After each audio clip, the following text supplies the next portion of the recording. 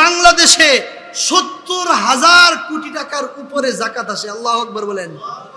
৭০,০০০ কোটি টাকার যাকাত যদি দেশে আসে, আমি হিসাব করেছিলাম রমজানে, এই ৭০,০০০ কোটি টাকার যাকাত, আমাদের দেশে 18 কোটি মানুষ, এই 18 কোটির মধ্যে সবাই কি গরিব? 12 কোটির মধ্যে গরিব আছে, 12 কোটির মধ্যে কি আছে? গরিব আছে। এই ৭০,০০০ কোটি টাকা যদি 12 কোটি মানুষের মধ্যে বন্টন করেন, এক একটা গরিব প্রতি বছর 1 লক্ষ টাকার উপরে পায়। আল্লাহু আকবার বলেন। তাহলে গরিব থাকবে। এখন বললেন হুজুর দুর্নীতিমুক্ত দেশ তো বললেন, গরিবদেরকে খাওয়াইবেন কি? আমাদের তো কার্ড দিতেছে, কার্ড তো মোল্লারা দায়িত্বে গেলে তো কার্ড দিব না, তাহলে বাঁচবো কিভাবে আমরা?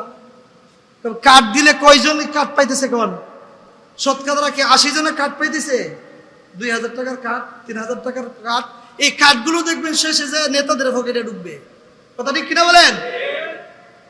এই যে দুর্নীতি। তাহলে আকামুস-সালাহ হইল, গরিবদের সমাধান কি হইল হুজুর? গরিবদের সমাধান ওয়া আতুজ যাকাত। আকামুস-সালাহ ওয়া আতাবুজ যাকাত, যাকাত কায়েমের ব্যবস্থা করতে হবে। যাকাত মানে খুয মিন আমওয়ালিহিম সাদাকাতান তুতাহহিরুহুম ওয়া তুযাক্কিহিম বিহা ওয়া সাল্লি আলাইহিম ইন্না সালাতাকা সাকানুল লাহুম। যাকাত উত্তোলনের দায়িত্ব হচ্ছে রাষ্ট্রপ্রধানের উপর। কার উপর বলেন?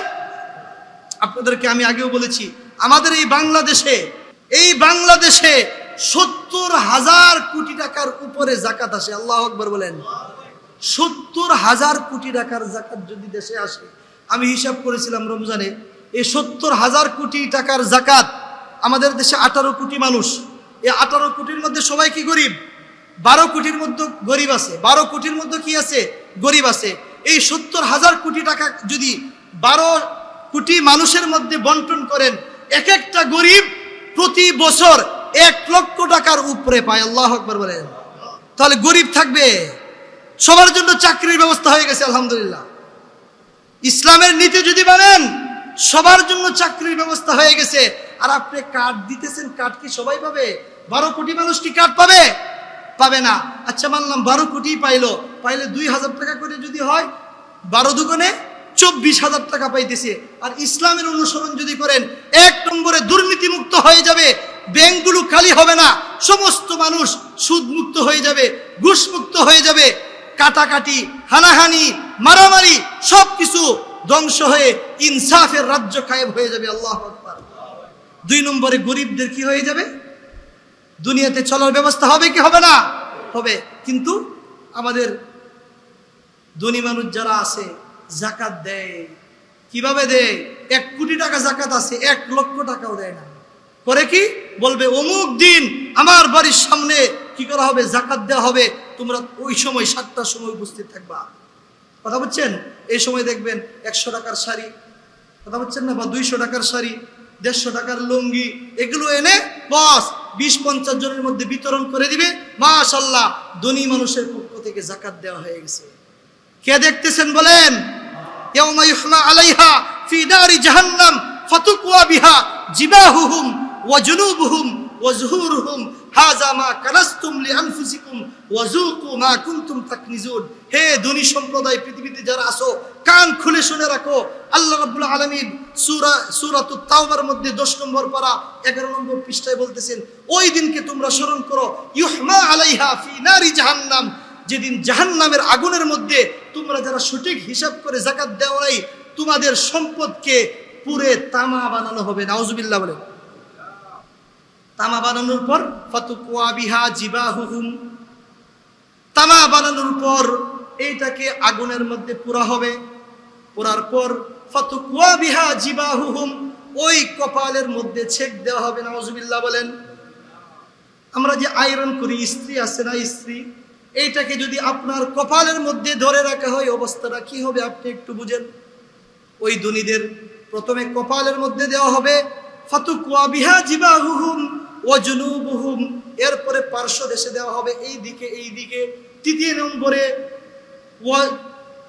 ফাতুকওয়া বিহা জিবাহুহুম ওয়া জুনুবুহুম ওয়া যুহুরুহুম, 3 নম্বরে দেওয়া হবে পিঠের মধ্যে। 3 স্থানে কেন দেওয়া হবে? এই আয়াতের তাফসীরের মধ্যে আসছে, ধনী মানুষের কাছে যখন গরিব মানুষরা যায়, সম্পদের জন্য, টাকা পয়সা চাওয়ার জন্য দেখবেন ধনীরা তাদের চেহারাটাকে, তাদের কপালটাকে ভাঁজ করে ফেলে। কথা ঠিক কিনা বলে? তোমার জন্য সম্পদ আমি কামিয়েছি, মোল্লাদের কাজই তো এটা ভিক্ষা করা, এই করা সেই করা, এগুলো বলে কি বলে না বলেন? এই মাদ্রাসাগুলোর উসিলায় আমরা বেঁচে আছি। আর আল্লাহ রাব্বুল আলামিন ওই মাদ্রাসাগুলো, কওমি মাদ্রাসাগুলো, এইগুলো আমাদের একটা নাজাতেরও মাধ্যম বানিয়েছেন। কথা ঠিক কিনা বলেন? হাসরের দিন 4টা প্রশ্নের উত্তর না দিয়ে কেউ সামনে আগাইতে পারবে না। শুআবুল ঈমানের 1648 নম্বর হাদিস, তার মধ্যে 3 নম্বর প্রশ্নটা হবে যে তুমি সম্পদ কোন রাস্তায় আয় করেছিলা, কোন রাস্তায় ব্যয় করেছিলা। এখন আমার সম্পদটা যদি আল্লাহর রাস্তায় ব্যয়ের রাস্তা না থাকে, এই কওমি মাদ্রাসাগুলো যদি মনে করেন সরকারি হয়ে যায়, সমস্ত মসজিদ যদি সরকারি হয়ে যায়, তাহলে আপনি দান করবেন কোন জায়গায় বলেন তো দেখি? তাহলে বোঝা গেল আল্লাহ সিস্টেম রেখেছেন যে তুমি দান করে পরকালে যেন তুমি ধনী হতে পারো। সুতরাং তোমার কাছে গরিব আসলে তো তোমার উচিত ছিল তোমার খুশি হওয়া যে ওই ব্যক্তিরা তো আমার কাছে দান চাইতে এসেছে, আমার পরকালের ব্যাংকে জমা করার একটা ব্যবস্থা করতে এসেছে। কথা ঠিক কিনা বলেন? প্রতিদিন দেখবেন যারা ব্যবসায়ী, বিকালে একটা লোক আসে টাকা উঠাইতে, দেখছেন না আপনারা? 100-200 করে কিন্তু প্রতিদিন কি করে জমা নেয়, মানে একটা কি থাকে, তাদের সমিতি থাকে। আচ্ছা, ওই লোকটা যখন টাকা নিতে আসে, ওই ব্যবসায়ী কি অসন্তুষ্ট হয় না আগ্রহের সাথে একদম নতুন নতুন নোটটা দিয়ে দেয় বলেন? কিন্তু একটা গরিব মানুষ এসে বলতেছে আমাকে 10টা টাকা দেন, যাও যাও পরে এসো। তাহলে বোঝা গেল তুমি তোমাকে চিনো নাই। এই 100 টাকা তুমি মনে করতেছো তোমার ব্যাংকে, তোমার সমিতিতে রাখতেছো, আরে এই টাকাটা তো তোমার না, তোমার মৃত্যুর পরে, এখনই হতে পারে তোমার মৃত্যু, এরপরে এই সম্পদের মালিক হবে তোমার সন্তান। এই জন্য আল্লাহ রাসূল একদিন সাহাবীদেরকে বলতেছিলেন, তুমি কি জানো তোমাদের মধ্যে তোমরা কি তোমাদের সম্পদকে বেশি ভালোবাসো নাকি অন্যের সম্পদকে, তোমার যারা উত্তরাধিকারী আছে তাদের সম্পদকে? সাহাবায়ে কেরাম বললেন, আমরা তো আমাদের সম্পদকেই ভালোবাসি। আল্লাহ রাসূল বলছেন, না, তোমরা উত্তরাধিকারীদের সম্পদকে বেশি ভালোবাসো। এই জন্য তো মানুষ দেখবেন নিজের দুনিয়াতে ঘরবাড়ি বানাইতে, ব্যাংক ব্যালেন্স করতে বেশি ভালোবাসে আল্লাহর রাস্তায় দান করার চেয়ে। কথা ঠিক কিনা বলেন? অথচ আল্লাহর রাস্তায় দান করলে সে বেশি খুশি হওয়ার দরকার ছিল, কারণ যেটা দান করতেছেন এটা আপনার আসল ব্যাংকে কিন্তু কি হচ্ছে, জমা হচ্ছে। তো ধনীর কাছে আসলে সে কি করে, কপালটাকে ভাঁজ করে। এই জন্য আল্লাহ কি করবেন, এখানে ছেক দিবেন। 2 নম্বরে ওই ফকির যদি বেশি একটু পিড়াপিড়ি করে, দেখবেন যাও, এই যে পার্শ্ব দেখায়। এই জন্য আল্লাহ কি করবেন, দ্বিতীয় পর্যায়ে এই পার্শ্বর মধ্যে কি করবেন, আগুন দিয়ে ছেক দিবেন। নাউজুবিল্লাহি মিন যালিক। এরপরে যদি বেশি একটু বাড়াবাড়ি করা হয়, সে দেখবেন পৃষ্ঠ প্রদর্শন করে চলে যায়। এরকম আছে না নাই? আমি নিজের প্রমাণ। জামিয়া রহমানিয়াতে যখন আমি পড়ি, জালালাইন, সম্ভবত জালালাইন জামাতে পড়ি, আমাদের তো কুরবানির সময় কি হয়, কালেকশন হয়। তো ফার্মগেট এলাকায় আমি আর একটা ছাত্র 2 জন গিয়েছিলাম চিঠি দেওয়ার জন্য। আগে কিন্তু চিঠি দেওয়া হয়। তাহলে নক করলাম দরজার মধ্যে, ভিতর থেকে একটা লোক আসলো। এরপরে এই চিঠিটা তার হাতে দিলাম।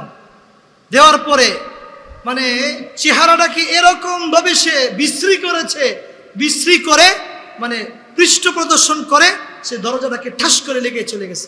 এই যে 3 নম্বর, আল্লাহ যেটা কোরআনে বলেছেন, ফাতুকওয়া বিহা জিবাহুহুম ওয়া জুনুবুহুম ওয়া যুহুরুহুম। 3 নম্বর পর্যায়ে যখন তোমার কাছে একটু ফকির কাকুতি মিনতি করে বারবার চেয়েছিল, ওলামায়ে কেরাম নিজের জন্য চান না, মাদ্রাসায় কোরআন হাদিস পড়ে এতিম বাচ্চারা, গরিব ও সহায় বাচ্চারা, এটাই উলামায়ে কেরামের অপরাধ। তারা এখানে কষ্ট করে কোরআন হাদিস পড়ে, তাদের জন্য আমরা একটু কালেকশন করতে আসি। অনেকে আছে আমাদের প্রতি পৃষ্ঠ প্রদর্শনও করে। কথা ঠিক কিনা বলেন? এই 3য় পর্যায়ে তুমি যখন পৃষ্ঠ প্রদর্শন করলা, আল্লাহ রাব্বুল আলামিন তোমার এই পিঠের মধ্যে আগুন দিয়ে ছেক দিবেন। নাউজুবিল্লাহি মিন যালিক। আর হাদিসে আসছে, বুখারীর হাদিস, যারা সঠিক হিসাব করে যাকাত দিবে না, ওই সম্পদ কাল হাসরের দিন অজগর সাপ হবে। সাপ কি বলবে, আনা মালুক আনা কানজুক। এই সাপটা তাকে দংশন করতে থাকবে আর বলবে, এই আনা মালুক, আমি তোমার ওই সম্পদ, আনা কানজুক, আমি তোমার ওই খাজানা, যে সম্পদকে তুমি সঠিক হিসাব করে যাকাত দিতে না। নাউজুবিল্লাহি মিন যালিক। এই জন্য সঠিক হিসাব করে জনগণ থেকে যাকাত আদায় করার দায়িত্বটা কার বলেন? রাষ্ট্রপ্রধানের। রাষ্ট্রপ্রধান কি এই দায়িত্বটা পালন করে? করে না। ও আতাবুজ যাকাত, এটা রাষ্ট্রপ্রধানের দায়িত্ব ছিল। 3 নম্বর রাষ্ট্রপ্রধানের দায়িত্ব ও আমারু বিল মারুফ, সৎ কাজের আদেশ। এই সৎ কাজের আদেশের দায়িত্বটা শুধু উলামায়ে কেরামের না রাষ্ট্রপ্রধানের? রাষ্ট্রপ্রধান যদি দায়িত্বটা পালন করত, তাহলে মনে করেন আমাদেরকে কি রাজধানীতে আন্দোলনের প্রয়োজন ছিল? শাপলা চত্বরে হাজার হাজার উলামায়ে কেরামের জীবন দেওয়ার প্রয়োজন ছিল? যখন নবীর বিরুদ্ধে, নবীর শানের বিরুদ্ধে যখন কুলাঙ্গাররা কি করেছিল, মন্তব্য করেছিল, এই প্রথম দায়িত্বটা কার ছিল বলেন? রাষ্ট্রপ্রধানের ছিল। যদি তারা ওই দায়িত্ব পালন করত, এই শত শত হাজার হাজার মানুষের শহীদ বরণ করতে হতো না। ওয়ানাহাউ আনিল মুনকার, 4 নম্বর দায়িত্ব অসৎ কাজের নিষেধ। এটা আমাদের আজকে তাফসিরের সাথে মিল আছে, কথা ঠিক কিনা বলেন? 4 নম্বর ধৈর্য। ধৈর্যের তাফসিরে কি বলেছি? অসৎ কাজের নিষেধ যখনই করতে হবে, তখনই আপনার উপর অত্যাচারের স্টিমুলার আসবে। আল্লামা মামুনুল হক হাফিজাহুল্লাহ তাআলা, আমার উস্তাদ, ওনাকে জেলে নেওয়া হয়েছিল আওয়ামী দুঃশাসনের সময়। কি জন্য? সৎ কাজের আদেশের জন্য নাকি অসৎ কাজের নিষেধের জন্য বলেন? মূর্তি বানানো যাবে না, এটা কি অসৎ কাজের নিষেধ ছিল না? এই অসৎ কাজের নিষেধ উনি করেছিলেন, যার কারণে ওই জালেম সরকার তাকে দীর্ঘদিন পর্যন্ত বছরকে বছর উনাকে কারাগারে রেখে, এখন উনি কেমন যেন বুড়া হয়ে গেছেন, কথা ঠিক কিনা বলেন? বয়স এখনো 50 হয় না, মনে হয় যে 70 বছর হয়ে গেছে। কষ্ট দিতে দিতে জীবনটাকে নষ্ট করে ফেলছে। সুতরাং আমরা বলতে চাই, ওয়ানাহাউ আনিল মুনকার, এই 4 নম্বর দায়িত্বটা কার ছিল? কার ছিল? রাষ্ট্রপ্রধানের। আচ্ছা, এই দায়িত্বটা আমাদের আগের যারা দায়িত্বশীল ছিলেন, আওয়ামী সরকার যারা ছিলেন, এই 4টা দায়িত্ব যদি তারা পালন করতেন, তাদেরকে কি দেশ থেকে পালাইতে হইতো? সবাই কথা বলেন, পালাইতে হইতো? কোশ্চিনকালেও দেশ থেকে পালাইতে হইতো না।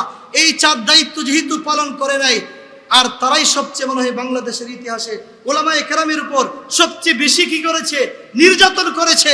এই জন্য আল্লাহ রাব্বুল আলামিন কোরআনের মধ্যে আসছে, হাদিসের মধ্যে আসছে, জুলুম যারা করে, জুলুম আয-যুলমু যুলুমাতু ইয়াউমাল কিয়ামা, এই জুলুমের শাস্তি কাল হাসরের দিন কঠিন হবে, অন্ধকার হবে, এটা পরকালে তো হবেই।